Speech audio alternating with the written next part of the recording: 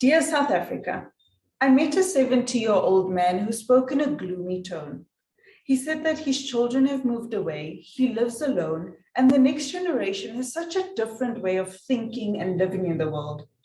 This made me wonder about older people's place in the world and what it means to belong for them. This is important because globally we have achieved unprecedented increases in our older population. South Africa is not exempt from this growth and expects exponential increases over the next 30 years. Along with this, our older population is predominantly affected by chronic diseases.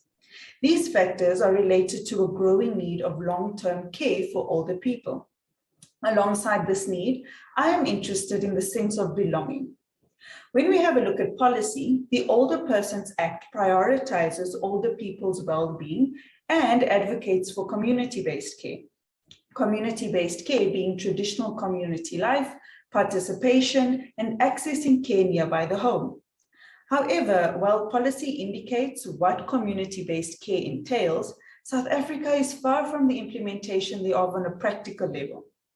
Furthermore, factors such as unemployment and HIV/AIDS hamper an ideal aging trajectory. Considering the South African context, evidence showing that older people face obstacles such as loneliness and social isolation is crucial.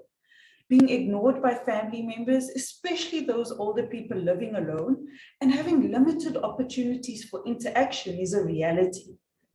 Knowing this, evidence showing that belonging is an important feature of well-being must be taken seriously. My research looked at existing studies to explore how they describe sense of belonging for South African older people in community-based care. Firstly, I found that tangible or physical aspects, as well as intangible or those aspects which cannot be touched, work in unity to allow for a sense of belonging. For example, a tangible or physical daycare center was able to foster intangible features such as relationships, participation, and engagement for older people. Secondly, I found that South African older people prefer interdependence. There is value found in relations with others. Lastly, I found that within policies, frameworks, and guidelines, various sectors addressed concepts related to belonging, but there was a gap in focusing explicitly on sense of belonging.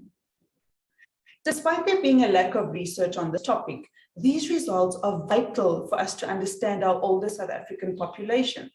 But it concerns you and me too, who will one day reach old age.